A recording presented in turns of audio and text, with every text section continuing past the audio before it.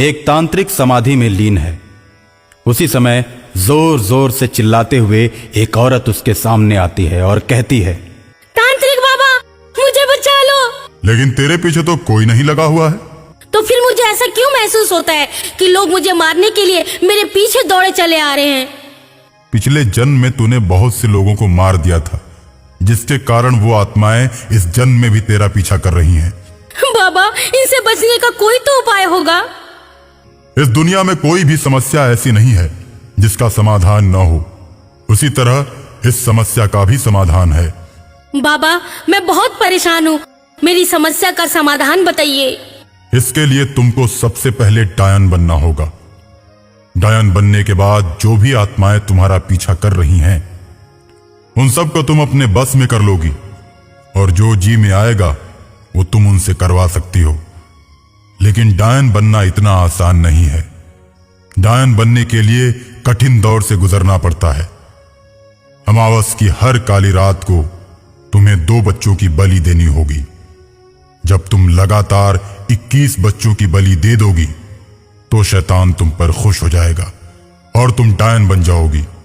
तुम्हारे अंदर 100 शैतानों की ताकत आ जाएगी। मैं डायन बनने के लिए अब कोई भी काम करने को तैयार हूँ। ठीक है, अमावस की रात को बच्चों को लेकर तुम मेरे पास आना। ओम फट स्वाहा, ऐसा कहकर बाबा हवन में घी डालता है। अब तुम यहां से जाओ, अति शीघ्र चली जाओ। औरत वहां से चली जाती है। कुछ ही दूर जाती है, तब तक आत्माओं की आवाज उसे फिर सुनाई देने लगती है। वो परेशान होकर अपने घर में जाकर सो जाती है, लेकिन उसे वहां भी नींद नहीं आती। बार बार अज्ञात आत्माएं उसे परेशान करती हैं। वो मरना चाहती है तो वो आत्माएं उसे मरने भी नहीं देती। आखिर ये फुलमतिया को हो क्या गया है? हमेशा अनाप शनाप बकती रहती है, अजब गजब हरकतें करती रहती है। लगता है इस पर भूत प्रेतों का साया है। अब वो औरत सोचती है कि अगर मुझे इन आत्माओं से मुक्ति पानी है तो मुझे बाबा के बताए हुए काम करने ही होंगे।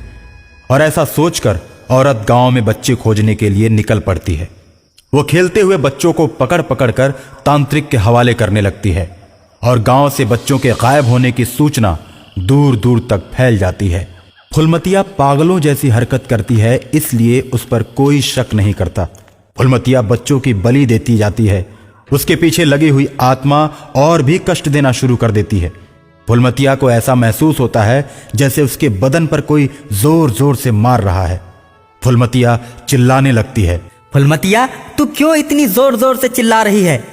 रात को सबकी नींद खराब हो जाती है, कोई भी सो नहीं पाता। अगर तुमको चिल्लाना ही है तो गांव से बाहर जाकर ऐसी हरकतें करो ताकि किसी की भी नींद खराब ना हो। सुबह सबको काम पर जाना होता है। रात में अगर नहीं सोएंगे तो सुबह हम लोग काम नहीं कर पाएंगे। तुम तो परेशान हो ही, गांव वालों को भी परेशान करती हो। अगर तुमने कल से गांव में चिल्लाना बंद नहीं किया तो हम लोग तुम्हें हमेशा के लिए गांव से बाहर निकाल देंगे।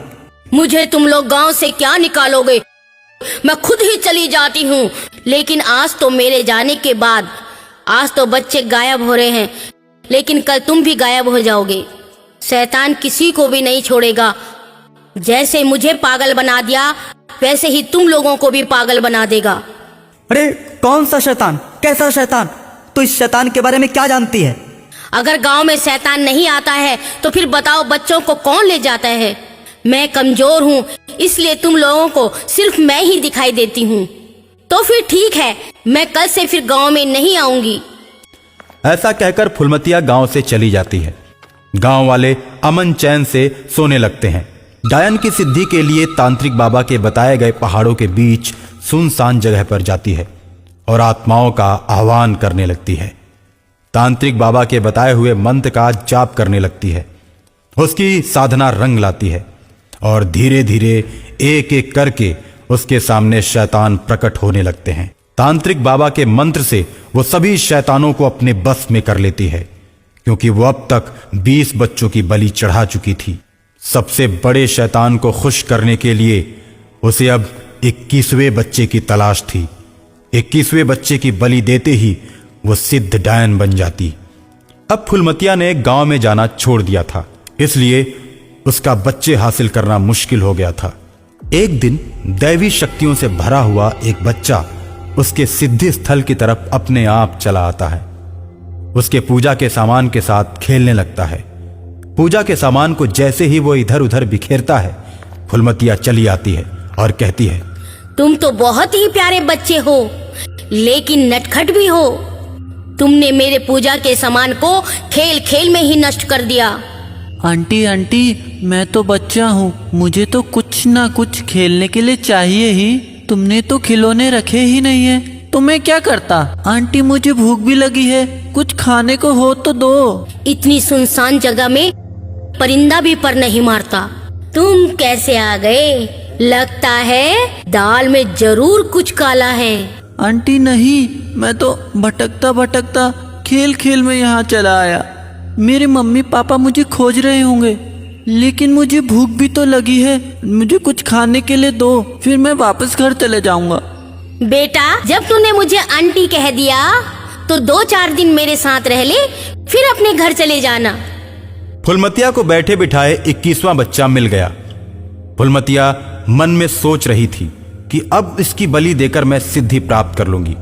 अमावस की काली रात आ ही जाती है और उस काली रात को फुलमतिया के पास तांत्रिक और शैतान दोनों पहुंच जाते हैं। अमावस की रात में बच्चे को खूब खिलाया पिलाया जाता है। बच्चा जो भी चीज खाने को कहता है सब उसे लाकर दिया जाता है। उसके बाद बच्चे को माला पहनाकर, काला टीका लगाकर, हाथ में फरसा लिए शैतान खड़ा हो जाता है।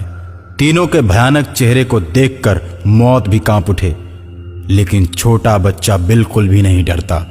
बच्चे की आकृति बदलने लगती है और बच्चा देखते ही देखते 5 मुंह वाला हो जाता है और शैतान के हाथ से फरसा छीन लेता है और उसी से तीनों को मौत के घाट उतार देता है। और इस प्रकार उस अमावस की काली रात में डायन की सिद्धि हमेशा के लिए अधूरी रह जाती है और बुरी आत्माएं हमेशा हमेशा के लिए समाप्त हो जाती हैं।